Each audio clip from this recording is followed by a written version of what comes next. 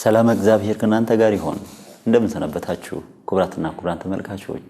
ይህ ሳምንታዊው ምክረ ካህን ነው። በዛሬው መርሃ ግብራችን ላይ የትዳር ህይወትና ተግዳሮቶቹን እናነሳለን። ትዳር ምንድነው? ኦርቶዶክሳዊ ትዳር በምን ይለያል? በአንድ ትዳር ውስጥ ምን አይነት ተግዳሮቶች አሉ? እኚህ ተግዳሮቶች እንዴት ይታረሙ? አዲስ ተጋቢዎች ደግሞ እንዴት አድርገው ትዳራቸውን ይጠብቁ? በሚሉ አበይት ጉዳዮች ከመምህር ጋር ቆይታ እናደርጋለን። ከዚህ አስቀድመን ግን የእናንተን ጥያቄ ተመልክተን እንመለስ።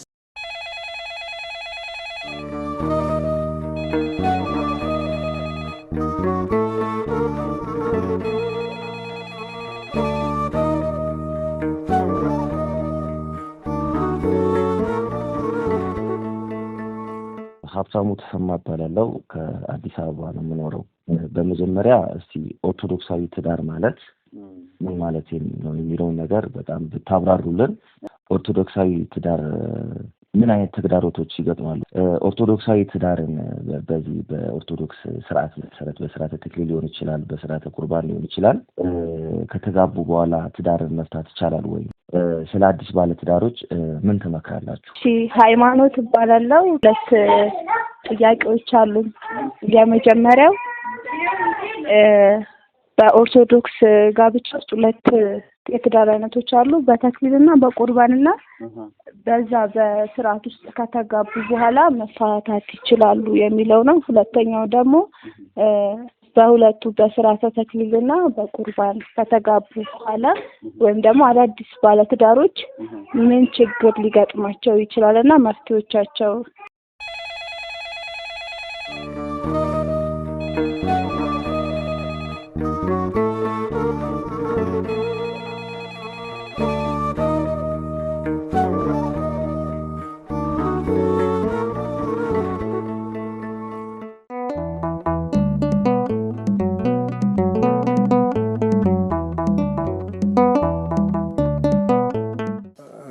መጋቢ አዲስ ሚስጥረ ስላሴ ማናየ ይባላልው። በኢትዮጵያ ኦርቶዶክስ ተዋሕዶ ቤተክርስቲያን በአዲስ አበባ ሀገረ ስብከት የደብረ ብስራት ቅዱስ ገብርኤል ሰባኪ ወንጌል ነኝ። በተለምዶ ብስራተ ገብርኤል። እንግዲህ በቅዱሳት መጻሕፍት ትምህርት ውስጥ ከሰው ተፈጥሮ ቀጥሎ ትዳርን የሚቀድም ነገር የለም። ትዳር ምንድነው ለሚለው ጥያቄ መልስ የሚሰጠን እሱ ነው። ኦሪት ዘፍጥረት ምዕራፍ 2 ከቁጥር 18 ጀምሮ ስናነብ እንግዲህ ምዕራፍ 1 የሰው ተፈጥሮ የስነ ፍጥረት መፈጠር በዝርዝር ቀርቦበታል። ወደ ምዕራፍ 2 ስንመጣ ግን የምናገኘው የትዳርን ጉዳይ ነው። መጀመሪያ ለመፍጠር አሰበ፣ ቀጥሎም በመልካችን እንደ ምሳሌያችን እንፍጠር ሲል ተናገረ። ወገብሮ ለእጓለ እመሕያው ወመሬተ ምድር፣ እግዚአብሔር አምላክም ሰውን ከምድር አፈር አበጀው፣ በመልኩ ፈጠረው፣ ወንድና ሴት አደረጋቸው ይላል። እንግዲህ ትዳር መሰረቱ የሚጀምረው ወንድና ሴት አደረጋቸው የሚለው ላይ ነው። እንግዲህ ዓለም አሁን ይሄን እየሸሸው ነው፣ እየራቀው ነው። ወይም ሴት ለሴት አሊያ ወንድ ለወንድ ሲል ይሰማል። ይሄ ከትምህርት ሃይማኖት ከመጽሐፍ ቅዱስ አንጻርም ከስነ ምግባር አንጻርም በጣም የተወገዘ ነው፣ ተቀባይነት ሊኖረው አይችልም። ምክንያቱም ወንድና ሴት የመሆናቸው ዋናው ትልቁ ቁም ነገር ሌላ አካል ማስገኘት ይችላሉ። ሴትና ሴት ወንድና ወንድ ቢሆኑ ግን ሌላ አካል ማስገኘት አይችሉም። ከወንድና ከሴት ከሴትና ከወንድ ግን እነሱን የመሰለ ሌላ ልጅ ይገኛል። የተፈጥሮም ዋና ዓላማ ሕዝቡ ይበዙ ዘንድ እግዚአብሔር አዳምና ሔዋንን ፈጥሯቸዋልና። ከዚያ በፊት የአዳም መሻት አለ፣ የአዳም ፍላጎት። ሔዋን በአዳም ውስጥ ነው ያለችው፣ አልተገለጠችም፣ አልታየችም። ግን ፍጥረታት ሁሉ ወንድና ሴት ነበሩ። አዳም ሲያያቸው ሁሉን ሁለት አድርጎ ፈጥሮታል። እኔን ለምን ብቻዬን ፈጠረኝ የሚል ሐሳብ አመላልሷል በውስጡ። ለምን አላያትም? የተፈጠረች በጎን ውስጥ ያለች ብትሆንም ስላልተገለጠች በአዳም የሰውነት ሳጥን ውስጥ ያለች ያልታየች ስለሆነ ሁሉን ሁለት አድርጎ ፈጥሮታል። ለምን እኔን ብቻዬን ፈጠረኝ የሚለው የአዳም ሐሳብ መሻቱን ያረጋግጣል። ትዳር ያለ ፍላጎት የሚመሰረት አይደለም። በሰዎች መሻት፣ በሰዎች ፈቃድ እና በእግዚአብሔር ፈቃድ ፈጻሚነት የሚከናወን ነው። በትዳር ውስጥ የወንድና ሴት የሚባሉት የሁለቱ ፈቃድ አለ። እኒህን አንድ የሚያደርገው ደግሞ የእግዚአብሔር ፈቃድ አለ። በራስ ፈቃድ ብቻ አይፈጸምም። ነገር ግን የሰዎች መሻት ወሳኝነት አለው። ትዳርም ብንለው ምንኩስናም ብንለው በግድ ተገደን የምንኖረው ህይወት አይደለም። ወደን ፈቅደን መርጠነው ይሁንልኝ ብለን ሽተነው ፈልገነው የሚመጣ ነው እና አዳም ያን መሻቱን በውስጡ አመላልሶታል። ይህን የአዳምን ሐሳብ እንደ ጸሎት ሰማው የሚለን እና ሰው ብቻውን ይሆን ዘንድ መልካም አይደለም፣ የሚመቸውን ረዳት እንፍጠርለት አለ ይላል። እንግዲህ የትዳር መሰረት እዚህ ላይ ነው የምናየው። ትዳር ምንድነው ስንል ብቻን አለመሆን፣ ከብቸኝነት መለየት፣ አንድ መሆን፣ አንድ ከመሆን ሁለት መሆን ይሻላል ብሎ ተረዳድቶ መኖር። መረዳዳት የሚለው እንዲሁ ዝም ብሎ እንደ ድር እንደ ማህበር እንደ ጋራ ኑሮ አይደለም። አንድ መሆንን ውህደትን የሚያሳይ ነው። ሰው በጠቅላላው ወንድ ቢሆን ረዳት ያሻዋል፣ ሴትም ብትሆን እንደዚያው። ያ ማለት ወንዱ ላይ ባህሪው የሚፈልጋቸው ጉድለቶች አሉ፣ ሴቷም ላይ እንደዚያው። ሰው አዳም ብቻውን ሙሉ ቢሆን ሔዋን ላታስፈልገው ትችላለች፣ ከፍላጎት አኳያ በተለይ ከትዳር አኳያ። ሴቷም እንደዚያው ፍላጎት አላት። ያ ፍላጎት በራሷ ብቻ የሚሞላ አይደለም። ያን ጉድለት የሚሞላው አዳም ያስፈልጋል። ሰው ብቻውን ይሆን ዘንድ መልካም አይደለም፣ የሚመቸውን ረዳት እንፍጠርለት። ረዳት በሚለው ውስጥ ፍቅር ነው የሚታየው። ሁለቱን አንድ የሚያደርገው የሚያዋህደው የሚያስማማው አንድ ሆነው ሌላ አካል ማስገኘት የሚችሉበት ፍቅር የሚባል አለ። ሁለቱን የሚያገናኝና የሚያዋህድ ማለት ነው እና ትዳር ምንድነው ስንል ያ ነው። ስለዚህ ትዳር ምንድነው ስንል መለኮታዊ ተቋም ነው። መለኮታዊ ተቋም እግዚአብሔር ለሰው የሰጠው ትልቅ ስጦታ፣ ከሰው መፈጠር ቀጥሎ ምንኩስና ምናኔ ምንም እንበለው ከነዚህ ሁሉ ቀድሞ የተሰጠው ትዳር ነው። ለነዚህ ሁሉ ምንጭ ነው፣ መሰረት ነው። በቅድስና መላእክትን የመሰሉ በንጽህና ያጌጡ የደመቁ ቅዱሳን በተጋድሎ በሃይማኖት ጸንተው በምግባር በርትተው ጤዛ ለሰው ደንጊያ ተንተርሰው ድምፀ አራዊትን ታግሰው ለክብር የበቁ ቅዱሳን ሁሉ ከዚህ ነው የሚፈልቁት። በአዳም ላይ ከባድ እንቅልፍ አመጣበት። አዳም ተኛ። ከአዳም አንድ አጥንት ወሰደ፣ ያችን ሴት አድርጎ ፈጠራት፣ ወደ አዳም አመጣት። አዳም ከእንቅልፉ ነቅቶ አያት ይላል። መሻት ነበር፣ አሁን ማየት አለ። ከማየት በኋላ ደግሞ ፈቃደኝነቱን በደንብ ገልጿል። ይህች አጥንት ከአጥንቴ ስጋም ከስጋዬ ናት፣ ሚስት ትሆነኛለ ይላል። ወዶ ተቀበላት ማለት ነው። ፍቅሩንም ገለጠ። ያን መሻቱን በልቡ ሲያስበው ሲያመላልሰው የነበረውን ነገርም ፈቃዱ መሆኑን ገለጠ ማለት ነው። እኔ ሳልፈልግ ነው ያመጣብኝ እንዳይል ነው። ይህም የሚያሳየን ምንድነው? ትዳር በወንድና በሴት ፈቃድ የሚፈጸም የሚሆን በእግዚአብሔር ፈቃድ የሚደመደም። አሁን ደግሞ ከአዲስ ኪዳን አኳያ ሲታይ ትዳር በቅዱስ ሥጋውና በክቡር ደሙ ታትሞ በቅዱስ ሜሮን ከብሮ የሐዋርያት የነቢያት የመላእክት ህብረት አንድነት ሆነችው በቅድስት ቤተክርስቲያን ጉባኤ ፊት እኔ ከሌን ወድጄ ተቀብየዋለሁ፣ ከሊትን ወድጄ ተቀብያታለሁ በሚል የቃል ምስክርነት ያው አዳም እንዳለው ሚስቴ ትሆነኝ እንዳለው ያንን በመግለጥ በመመስከር ቤተክርስቲያን የምትፈጽመው የምታከብረው ሁለቱ አንድ የሚሆኑበት በሚስጥረ ተክሊል ወይም በሚስጥረ ቁርባን አማካኝነት አንድ የሚሆኑበት ይሄ ትዳር ይባላል።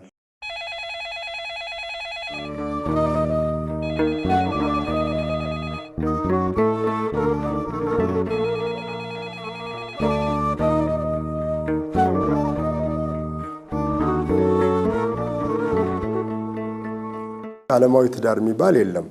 መስማማት ያለብን ትዳር ሁለቱ ወደ አንድነት የሚመጡበት ነው ካልን አንድ የሚሆኑበት የሚፈጸም ሚስጥር አለ። ቤተክርስቲያን የምትፈጽመው ሚስጥር በጠቅላላው ሰውና እግዚአብሔር የሚገናኝባቸው 7 መስመሮች አሉ።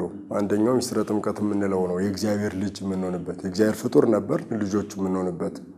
ሁለተኛው ሚስጥረ ሜሮን የሚለው ነው፣ የእግዚአብሔር መሆናችን የሚረጋገጥበት ማየትም ነው። ሶስተኛው ሚስጥረ ቁርባን ነው፣ ምግብ የምናገኝበት ከእግዚአብሔር ተወልደን ቅዱስ ሥጋውን ክቡር ደሙን በልተን ጠጥተን ሕያው ሆነን የምንኖርበት ነው።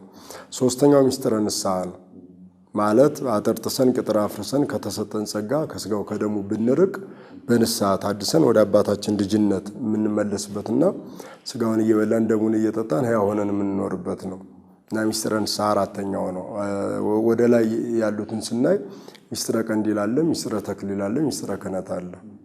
እነዚህ ሚስጥራት ናቸው። ሚስጥረ ቀንዲል ስንል ሰው ሲታመም ፈውሰ ሥጋ ፈውሰ ነፍስ የሚያገኝበት ነው። ሚስጥረ ተክሊል ስንል ደግሞ አሁን ሚስጥረ ጋብቻ የሚፈጸምበት ነው። ጋብቻን ኦርቶዶክሳዊ የሚያሰኘው ይህ ሚስጥር ነው። ሁለቱ ወንድና ሴት ሁለት ሆነው ይመጣሉ። በሚፈጸመው ጸሎት አማካኝነት አንድ ይሆናሉ፣ ይዋሃዳሉ፣ አንድ ትዳር ይመሰርታሉ። ይቺ ስጋ ስጋዬ ናት፣ ይቺ አጥንት አጥንቴ ናት፣ ከኔ ተገኝታለችና ሚስቴ ትሁን ያለውን የአዳምን ቃል የሚፈጽሙበትና በሚስጥራት የሚታሰርበት ነው እና ኦርቶዶክሳዊ ጋብቻ ሲባል ከጮኝነት ጊዜው ጀምሮ እስከ ዕለተ ጋብቻው ከዕለተ ጋብቻው ጀምሮ የሚኖረውን ሕይወት የሚገልጥ በኦርቶዶክሳዊ ተዋሕዶ ጉባኤ ፊት የሚፈጸም እንዲሁ ዝም ብሎ በሰፈር በቀበሌ በሽማግሌ በመንደር ሳይሆን በሚስጥረ ቤተክርስቲያን የሚፈጸም ቤተክርስቲያን ያን ምስጢር ትፈጽምላቸዋለች በጉባኤ በአደባባይ ፊት። ያም ጸሎተ ተክሊል ይባላል ወይም ስርዓተ ተክሊል ይባላል። ሚስጥረ ጋብቻ የሚፈጸምበት የሚከወንበት ነው እና ይሄ ጸሎቱን ፍትሐ ነገሥት አንቀጽ 24 ላይ ስናነብ ወጸሎተ ተክሊል እንተ ትፈታ አንስተ ለእድ ወእደላ አንስት ጸሎተ ተክሊል ወይም ጸሎተ ጋብቻ ለጋብቻ የሚደረገው ጸሎት ሴቲቱን ለሚስትነት ወንዱን ለባልነት የሚያበቃ ጸሎት ነው የሚለው። ሴቷ እስከዚያ ሴት ናት። ለሚስትነት የሚያበቃ ጸሎት ቤተክርስቲያን ታደርግላታለች ማለት ነው። ወንዱ ወንድ ነው፣ ባል አይደለም። ለባልነት የሚያበቃ ጸሎት ይደረግለታል። ስለዚህ በዚህ ጸሎት አማካኝነት ሁለቱ ከሁለትነት ወደ አንድነት ይመጣሉ፣ ቃላቸውን ይሰጣሉ፣ ቃል ይገባሉ፣ ፍቅራቸውን በቃል ኪዳን ይገልጣሉ፣ አንድ መስቀል ይጨብጣሉ። ቅዱስ ወንጌል እጃቸው ላይ እንዲሆኑ ይህን በወንጌል የተጻፈውን የጋብቻ ምስጢር ጠብቀን አክብረን እንኖራለን የሚለውን ቃላቸውን በጉባኤ ፊት ይሰጣሉ። መስቀሉን ይጨብጣሉ። መስቀል እንግዲህ የፍቅር ምልክት ነው፣ መከራም ነው። ስለዚህ መከራ ተጋድሎ ውጣ ውረድ ቢመጣ ያንን ለመሸከም ዝግጁ ነኝ። እንዲሁም ደግሞ ክርስቶስ በመስቀል ላይ ለሰው ልጆች ያሳየው ፍቅር አለ። ያን ፍቅር በትዳር ውስጥ እኖረዋለሁ የሚል ነው።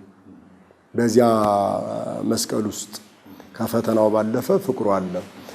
ፈተናውን በፍቅር እያሸነፉ እሱ በአይሁድ አደባባይ በመስቀል ላይ የገጠመውን ፈተና መከራ በፍቅር ነው ያሸነፈው። መስቀል ላይ ሆኖ መራራ ሐሞት ሲግጡት፣ ጎኖቹን በጦር ሲወጉት፣ እጆቹን ሲቸነክሩ አባቶ የሚያደርጉትን አያውቁትምና ይቅር በላቸው አይደል ያለው። ይሄ ፍቅር ነው እና ትዳሩን ይህን አሁን በቅድስት ቤተክርስቲያን በሐዋርያት ጉባኤ ፊት ቃል የገባውለትን ትዳር ፈተናውን ቢመጣ በፍቅር እያሸነፉ ድል እየነሳው ለመኖር ቃል እገባለሁ ብሎ የሚፈጸም ነውና ኦርቶዶክሳዊ የሚያሰኘው ይህ አፈጻጸሙ ነው።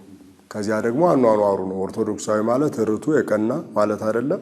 በቀናው መንገድ በሥርዓተ ቤተክርስቲያን በሕገ ቤተክርስቲያን በምክረ ካህን በቅዱስ ሥጋው በክቡር ደሙ ቅዱስ ሥጋውን ክቡር ደሙን እየተቀበሉ ልጆች ወልዶ በአግባቡ እያሳደጉ የሚኖሩበት ልጆችን ራሳቸውን አስመስለው ወልደው ለእግዚአብሔር የሚያበረክቱበት። እነሆ ልጆች እግዚአብሔር ስጦታዎች ናቸው አይደለም።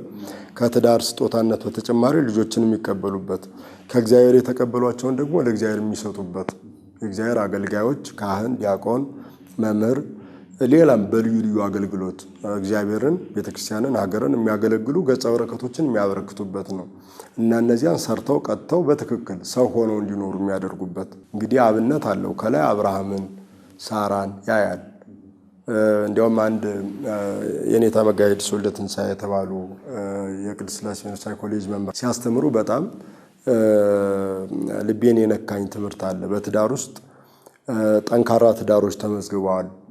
ወንዱም ሴቱም ጠንካራ ወይም ደግሞ ወንዱ ብቻ ጠንካራ ሴቷ ደካማ ወይም ሴቷ ብርቱ ወንዱ ደካማ የሆነ ሁለቱም ደካማ የሆኑ ትዳሮች አሉ ብለው አንስተዋል እና ለጥንካሬ ያነሱት አብርሃምንና ሳራን ዘካርያስና ኤልሳቤጥን ሁለቱም በእግዚአብሔር ዘንድ ጻድቃን ነበሩ።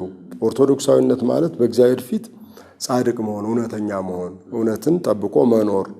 አብርሃምና ሳራ በብዙ ፈተናዎች ውስጥ አልፈዋል። ግን ፈተና ያልበገራቸው ሁለቱም ብርቶች ናቸው። ያስገኙት ዘር ደግሞ ይስሐቅ ነው። ዮሐንስ መጥምቅ ነው። እነ ዘካርያስ ኢያቄምና ሐና ከጠንካራዎቹ ያነሷቸው ናቸው። እመቤታችንን ያስገኙት ለዓለም ድህነት ለሰው ልጆች ሕይወት መሰረት የሆነችውን አስገኝተዋል አሉና ትዳር ምን ያህል ትልቅ እንደሆነ በጣም አጉልተው ነው ያሳዩት። በዚያ ሂደት ደግሞ የሚገኙት ገጸ በረከቶች ምን እንደሆኑ በደንብ አሳይተዋልና በደካማ ጎን አንጻር ደግሞ ወንዱ ጠንካራ ኢዮብን አንስተዋል። ሚስቱ ደግሞ ምን ያህል ደካማ እንደነበረች አሳይተዋልና የሚስቱ ድካም ለኢዮብ ምን ያህል ፈተና እንደነበር በነበረበት ችግር ከሰይጣን በተፈተነበት ጊዜ እሷ ሌላ ሰይጣን ሆና አጠገቡ እንደነበረች ያሳያል እና ኢዮብ ድነቱ፣ ፈውሱ፣ ጤናው ከተመለሰ በኋላ የእሷ ታሪክ የለም ምን እንደሆነች ራሱ አልተገለጠም ብለው ነው የገለጡት እሳቸው ሲያብራሩት በደንብ። እኔ በእሳቸው ልክ አላብራራሁትም ብዬ አስባለሁና ሌላኛው ሁለቱም ደካማ ወንዱም ሴቱም ደካማ የነበሩ ደግሞ ሐናንያና ሰጲራ የሚባሉ እነሱ ደግሞ በራሳቸው ላይ የመጣው ጥፋት ለመቀሰፍ እንደተዳረጉ ያሳያልና ትዳር በጠቅላላው ኦርቶዶክሳዊ ነው የሚባለው ሐናንያና ሰጲራን ያልመሰለ ማጭበርበር የሌለበት ማታለል የሌለበት እውነት የተሞላ እውነተኛ ፍቅር ያለበት የማስመሰል አይደለም። በማስመሰል ነው አሁን ብዙ ሰው እየተጓዘ ያለውና ከዚያ ውጭ የሆነ ከሆነ ትዳሩ ኦርቶዶክሳዊ ይባላል የቀና።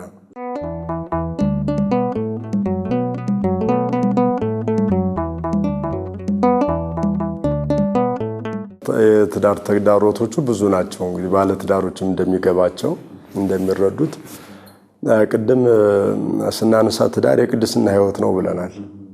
የቅድስና ሕይወት ነው ካልን ገድላለሁ፣ በገድል ውስጥ መፈተን አለ፣ ብዙ ታውረዶች አሉና ተግዳሮቶቹ እዚህ ላይ ነው የሚመጡት። እንግዲህ የትዳር ተግዳሮቶች የሚጀምሩት ትዳር ላይ አይደለም፣ ገና እጮኝነት ላይ ነው። የትዳሩ መሰረት ሲጣል እጮኝነት ላይ ሰዎች ሰውነትን ይረሱና ቁስ ላይ ያተኩራሉ። ይሄ በጣም ትልቁ ተግዳሮት ነው። ሰውየውን ወይም ሴቷን ወይም ወንዱን ይረሱታል ለገንዘቡ ሲል ለቁሱ ሲል እዚያ ላይ ትኩረት ሲያደርጉ ሰውየውን በደንብ አያዩት። በቃ ሀብታም ነው፣ ቢሊዮነር ነው፣ ሚሊዮነር ነው፣ ይህን ያህል ድርጅት አለው፣ ይህን ያህል መኪናዎች አሉት፣ ቤት አለው፣ መኪና አለው፣ ይሄ ቁሱ ይቀድማል። ይሄ መቅደም የለበትም እና ይሄ አንዱ በጣም እጅግ ትልቁ ተግዳሮት ነው፣ በተለይ በዘመናችን ማለት ነው። እና እሷም ገንዘቡን እሷም ገንዘቧን ሲል ጉዳዩ ይፈጥናል። መጠናናቱም መገነዛዘቡ መረዳዳቱም የለም። ያ በሌለበት ሁኔታ ትዳሩ ሲመሰረት የሚጋባው ሰውና ሰው አይሆንም፣ ቁስና ቁስ ይሆናል። የተጋባው ቁስና ቁስ እንጂ ሰውና ሰው ስላልሆነ ትዳሩ በጣም ትልቅ ተግዳሮት ውስጥ ይገባል። ሊወጣውም አይችለው የመውጫ መሰላል የሌለው እንዲያው የመውጫ ቀዳዳ የማርያም መንገድ የማርያም በር የሌለው እስኪመስል ድረስ ፈተና ውስጥ ይወድቃል። ያን ነው የምናየው እና አንዱ ተግዳሮት ትልቁ ተግዳሮት ነው ብዬ አስባለሁ። ሁለተኛው እንደ ተግዳሮት ሊነሳ ከቻለ ሰዎቹ ስለ ትዳር ያላቸው ግንዛቤ ትዳር ምንድን ነው የሚለውን አለማወቅ፣ የቅድስና ሕይወት ምንጭ የቅድስና ሕይወት መሰረት መሆኑን አለመገንዘብ፣ ይህም ሌላኛው ተግዳሮት ነው። ስለዚህ የገቡትን ቃል ኪዳን ይረሱታል፣ ይዘነጉታል፣ መጠበቅ አይችሉም፣ ይከብዳቸዋል። የመንፈሳዊ ጥንካሬ፣ ትዕግስት እኒህ ነገሮች የሉም እና እኒህ ነገሮች አልኖር ሲሉ ፍቅር ሲጠፋ ትዳሩ እሳት የተነሳበት ቤት ይሆናል ማለት ነው። እንግዲህ እሳት የተነሳበት ቤት ሰው እቃውን እንኳን ሊያወጣ ጊዜ አያገኝም፣ ራሱን ለማዳን ነው ጥረት የሚያደርገው እና ያ የፈተና የተግዳሮት ነበልባል በሕይወታቸው ላይ መንቀልቀል ሲጀምር እሱን የሚያጠፉበት የፍቅር ውሃ፣ የትህትና ውሃ፣ የትዕግስት ውሃ ያስፈልጋል። እሱ አይኖርም። የእሱ አለመኖር ትልቅ ተግዳሮት ነው ብዬ አስባለሁ። ሌላኛው ተግዳሮት ደግሞ በሶስተኛ ደረጃ ሊነሳ የሚችለው የቤተሰብ የጓደኛ የቅርብ ሰው ጣልቃ ገብነት ሊሆን ይችላል። ጣልቃ ገብነት እናት፣ አባት፣ እህት፣ ወንድም፣ ዘመድ፣ ጓደኛ፣ የቅርብ ሰው ጣልቃ በመሃል ይገባል። በትዳር መሃል እናት፣ አባት፣ እህት፣ ወንድም፣ አክስት፣ አጎት፣ የቅርብ ዘመድ፣ ጓደኛ መግባት የለበትም። በዚያ በትዳሩ መሃል መሆን ንጉስ መሆን የሚችለው እግዚአብሔር ብቻ ነው። ሁለቱን አንድ የሚያደርግ የሚያዋሃድ ጎጆአቸውን በበረከት ሕይወታቸውን በፍቅር የሚሞላው እግዚአብሔር ነው። ሰው በመሃል ጣልቃ ሲገባ የእግዚአብሔር ሐሳብ ይረሳና የሰዎች ሐሳብ ይነግሳል። የሰዎች ሐሳብ እሷን ከሱ እሱን ከሷ የሚለይ ይሆናል። መለያየት ይፈጠራል እና በሰው ሐሳብ የሰው የሐሳብ ጦር ይዘው መማዘዝ ይጀምራሉ። ያ በጣም ትልቅ ተግዳሮት ነው። ብዙ ትዳሮች የሚፈቱት በዚህ አማካኝነት ነው። በትዳር መካከል ያለ እግዚአብሔር ነው። ተጨማሪ ያለ ካልን የንስሐ አባት ነው ሊኖር የሚችለው። እሱ የንስሐ አባት የእግዚአብሔርን ሐሳብ ወደ እሷም ወደ እሱም የሚያቀርብና የሁለቱ አንድነት እንዲጸና የሚሰራ ነው።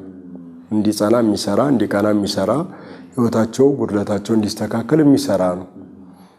የእሱን ሐሳብም የመስማት ትምህርቱን የመቀበል አቅም ላይኖራቸው ይችላል እና በዚህ መካከል የሰዎች ጣልቃ ገብነት ትልቅ ተግዳሮት የሚሆንባቸው አጋጣሚዎች አሉ። ሌላው ድህነት በራሱ ተግዳሮት ሊሆን ይችላል።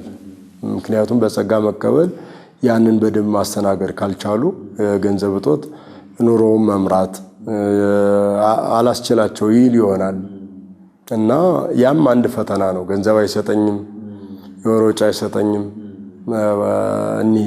ወደ ምክር ወደሚሰጡ የንስሐ አባቶች የሚቀርቡ ክሶች ናቸው፣ የተለመዱ ናቸው። እና ይሄ ከማጣት ሊሆን ይችላል፣ እያለም ደግሞ ካለመገንዘብ የሚሆንበት አጋጣሚ ይኖራል። እና እነዚህ ነገሮች ተግዳሮቶች ናቸው። ሌላው እንደ አራተኛ ካነሳ ነው ጋብቻው ከተፈጸመ በኋላ ከቅዱስ ቁርባን ሕይወት ከስጋው ከደሙ በጣም ይርቃሉ። የትዳሩ የሕይወቱ ሩጫ ከእግዚአብሔር ቤት ይለያቸዋል እና ከእግዚአብሔር ቤት ሲለዩ አቅማቸው እየሳሳ እያነሰ አቅማቸው ጉልበታቸው እየደከመ ይመጣል። ያው ሩጫ አይደል ዓለም፣ የዓለም ሩጫው ውጣ ውረዱ ሐሳቡ ያደክማቸዋል። ስለዚህ ፈተናዎች ሲመጡ መቋቋም የሚችሉበት ኃይል አይኖራቸውም።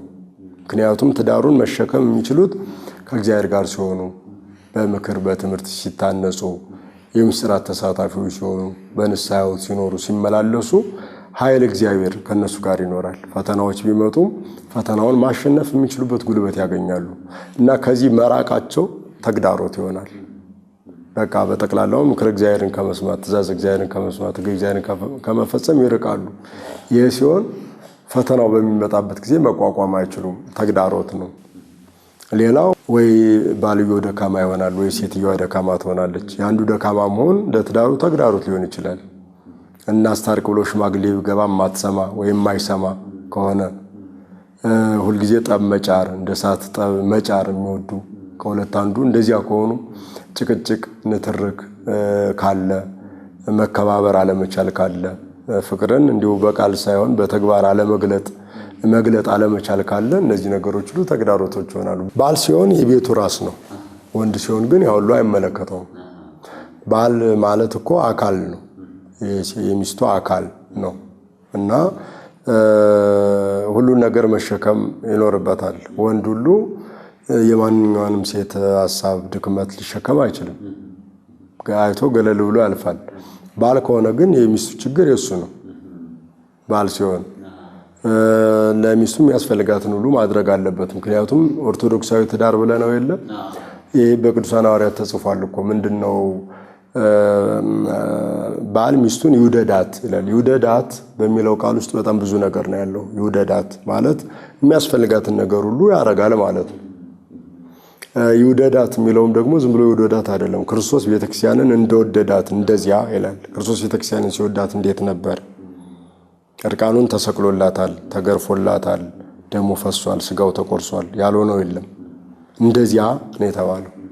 ባል ሲሆን ይህን ኃላፊነት ይቀበላል። ወንድ ሲሆን ግን ይህን ሁሉ የመቀበል ግዴታ የለበትም። እንደ ማንኛውም ሰው ሰውን መውደድ፣ ሰውን ማክበር፣ የታዘዘውን ነገር መፈጸም ሊጠበቅበት ይችላል። ይህን ሁሉ ዋጋ ግን አይከፍልም። ባል ሲሆን ይህን ነው የሚሆነው። ይሄ ለባል ብቻ አይደለም፣ ለሴት ይሰራል። በጋብቻ ለወንድ የታዘዘው ለሴት ይሰራል፣ ለሴት የታዘዘው ለወንድ ይሰራል።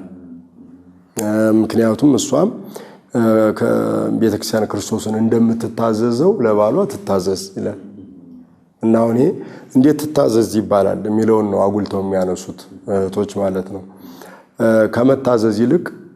ከመታዘዝ ይልቅ እንደ ክርስቶስ መውደድ በጣም ከባድ ነው። የሾህ አክሊል መድፋት፣ መድማት፣ መቸንከር አለ እና በትዳር ውስጥ ተቸንክሮ በዚያ ጠባብ መንገድ ውስጥ ነው የሚያልፈው ባል እና ያ ክርስቶስ የገለጠውን ፍቅር የሚኖርበት ሕይወት ነው። ችግሮችን ካወቅን የችግሮችን ተቃራኒ ግልባጩ መፍትሄው ነው። ለምሳሌ ቁስ ላይ ማተኮር ተግዳሮት ነው ካልን ከዚህ ነፃ መሆን፣ ሰውን ማስቀደም መፍትሄው ነው። ሰው ነው ቁሱ ይመጣል። ሰውየው ደህና ከሆነ፣ ሴትዮዋ ደህና ከሆነች ቁሱ እኮ ይመጣል። የሚያስቡ የሚሰሩ የሚወጡ የሚወርዱ እና በእግዚአብሔር የሚታመኑ ከሆነ ገንዘቡ ይመጣል። ስለዚህ ቁስን ማስቀደም ሳይሆን ሰውን ማስቀደም ሰው ስንል እንደው ባህልን እንዴት ትምረጥ እኮ ነው። እሱን ነው እያልን ያለ ነው ማለት እግዚአብሔርን የሚፈራ እግዚአብሔርን የሚያከብር። እግዚአብሔርን ያላከበረ እሷን ሊያከብራት አይችልም። እግዚአብሔርን የማይፈራ እሷን ሊፈራት አይችልም። በምን መልኩ? ለእግዚአብሔር ሕግ የማይታዘዝ ለእሷ ሊታዘዝ አይችልም። እሷም እንዲሁ ለፈጠራት ለእግዚአብሔር የማትገዛ ከሆነ ለእሱ አትሆነውም። ለፈጠራት ያልሆነች እንዴት ላልፈጠራት ሰው ትሆናለች? ይህን በደንብ መሰረት ማድረግ ይኖርበታል። ሰውነት መቅደም አለበት። ሃይማኖት ኦርቶዶክሳዊነት መቅደም አለበት። ኦርቶዶክሳዊነት ማለት የእግዚአብሔር ሰው መሆን ነው፣ ሌላ አይደለም። እግዚአብሔርን ትእዛዝ አክብሮ መኖር፣ በሕጉ መመላለስ፣ ያን ቅድሚያ መስጠት ያስፈልጋልና እኛ በትዳር ውስጥ የምናያቸው ብልሽቶች ከሰው ቁስ እንዲሁም ደግሞ ከእግዚአብሔርም የራሳችን ፈቃድ ይቀድማል፣ ይቀዳደማል። ይሄ ሲቀዳደም ነገሮች ይበላሻሉ። ያ ማለት ቤቱ መሰረት ሳይወጣለት ጉልላት ወይም ፊኒሽንግ እንደመስራት፣ ምንም ኮለን ሳይቆምለት ቆርቆሮውን ጣሪያውን ልስራው እንደማለት ይሆናል። ይበላሻል፣ አይሆንምና ከመሰረቱ ትዳሩ እግዚአብሔር የሚከበርበት፣ የሚፈራበት፣ የሚመለክበት እሱን የምናከብርበት ከሆነ ፈተናዎች፣ ተግዳሮቶችን መቋቋም እንችላለን። ለምን? እግዚአብሔር አብሮን ይኖራል። ፈተናውን፣ ተግዳሮቱን ሁሉ መወጣት እንችላለን እና ቅድም ያነሳናቸው ተግዳሮቶች ግልባጩ ነው። ጠብ፣ ጭቅጭቅ፣ ክርክር ካለ እሱን በፍቅር ማጥፋት፣ ፍቅር በቤቱ እንዲነግስ፣ ሰላም በቤቱ እንዲነግስ ማድረግ፣ መመካከር፣ መወያየት፣ ግልጽነትን ገንዘብ ማድረግ፣ ድብብቆሽ የሚለውን ነገር ማጥፋት፣ ቅድም እንደተባለው ጣልቃ የሚገቡ እጆችን መቁረጥ ማለት እንዳይገቡ መከልከል ያስፈልጋል። ያ ሲሆን ፈተና እንኳ ቢገጥማቸው ሁለቱ ተወያይተው ይፈቱታል። ያ ከነሱ አቅም በላይ ቢሆን ደግሞ የንስሐ አባታቸው አሉ፣ ምክር ይሰጣሉ፣ ትምህርት ይሰጣሉ። ከዚያ ቢያልፍ ደግሞ በትዳሩ እንዲጸና የሚያስብ ቤተሰብ ይኖራል። የሚያለያይ እንዳለ ደግሞ አንድ የሚያደርግ አለ እኮ። እነሱ በጎ የሆኑትን ምክራቸውን መጠቀም፣ መታገዝ ጥሩ ይሆናል። ይሄ ሲሆን ያው መፍትሄውን አገኘ ነው ማለት ነው።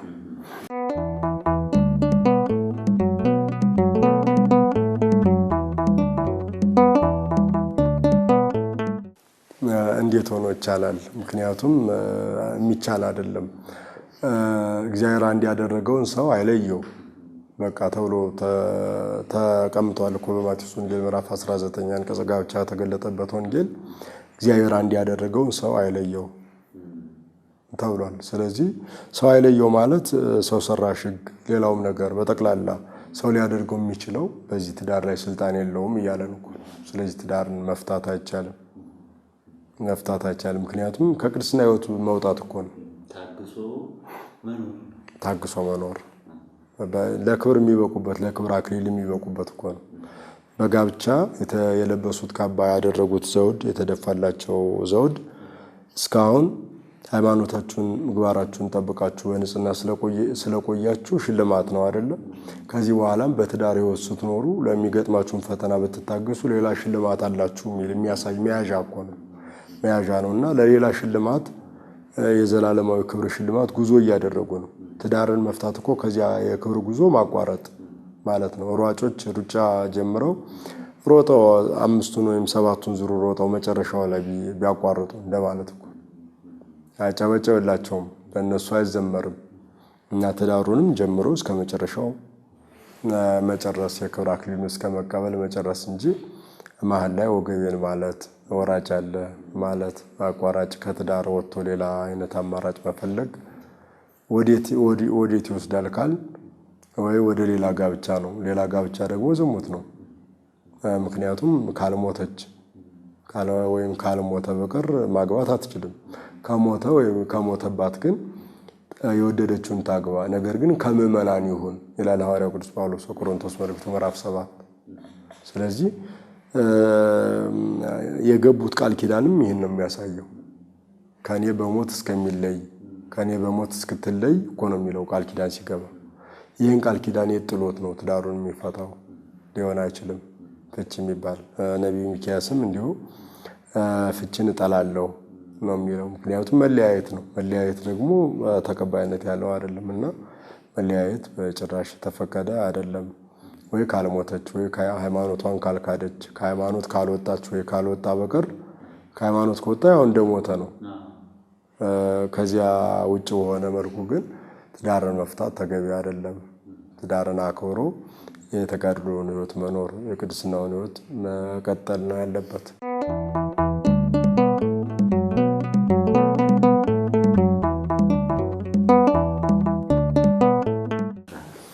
እስካሁን ያልነው ለአዲስ አበባ ለትዳሮች የሚሆን ይመስለኛል። ማለት ገና ከጮኝነት ጀምሮ ቁስን አለመመልከት ብለናል አይደለም?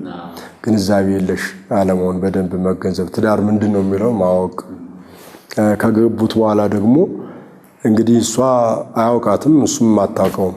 ከተለያየ ቤት ነው የመጡትና የሚያውቃት ይመስለዋል። ሰው የሚታወቅ አይደለም፣ ወይም የምታውቀው ሊመስላት ይችላል። ሰው አይታወቅም። አብረው ሲኖሩና በሩቅ ሲያዩት አንድ አይደለም ሰው እና ወደ ህይወቷ የመጣው ትዳሯ ከሁለት ቤት ወደ አንድ ቤት ሲመጡ ቀድሞ የማታውቃቸው ጠባያት ሲፈነዱ ሊታዩ ይችላሉ፣ እንደ እሳተ ገሞራ። ከሷም እንደዚያው ያን ጊዜ በደንብ መታገስ አለባቸው። ገና እንደ ሃሁ እንደሚል ጀማሪ ተማሪ ናቸው አዳዲስ ተጋቢዎች እና ገና ትዳርን ማንበብ፣ መተርጎም፣ ማመስጠር አይችሉም እና እዚህ ላይ ትዕግስትን ገንዘብ ማድረግ ነው ትልቁ ነገር። ገና ከጅምሩ የሚመጡ ፈተናዎችን በፍቅር ጋሻ መመከት፣ በትህትና በመደማመጥ በመሰማማት እነዚያን ፈተናዎች ለማሸነፍ መሞከር ነው። ከዚያ በደንብ እያወቁት ትዳርን የለመዱት ለሌላ ምክር ማካፈል እስኪችሉ ይደርሳሉ እና ለጊዜው ትዕግስትን ገንዘብ ማድረግ፣ ፍቅርን ገንዘብ ማድረግ፣ መደማመጥን ማዳበር፣ መከባበርን በጣም ገንዘብ ማድረግ ጠቃሚዎች ናቸው ለጀማሪዎች። ከዚያ ውጭ ደግሞ ያው ገና ጀማሪ ከመሆናቸው አኳያ ከተጋቡ በኋላ ከአባታቸው አለመራቅ፣ ምክረ ካህን ያስፈልጋቸዋል፣ ትምህርት ያስፈልጋቸዋልና እሱን ገንዘብ ማድረግ ይጠቅማቸዋል። አንዳንዶቹ ተጋቢዎች ዛሬ ጋብቻቸው ከተፈጸመ በኋላ ብን ብለው ይጠፋሉ፣ ቢፈለጉ ኮቴያቸው የማይገኝ ማለት ነው። ያ ለፈተና ያጋልጣቸዋል። ካህኑም በትዳር ይቀጥሉ ይፋቱ ሊያውቅ የሚችልበት እድል የለም። ይጣሉ ይስማሙ አያውቅም። እግዚአብሔር አይደለም ሊያውቅ አይችልምና ከምክረ ካህን አለመራቅ በጣም ይጠቅማቸዋል ብዬ አስባለሁ።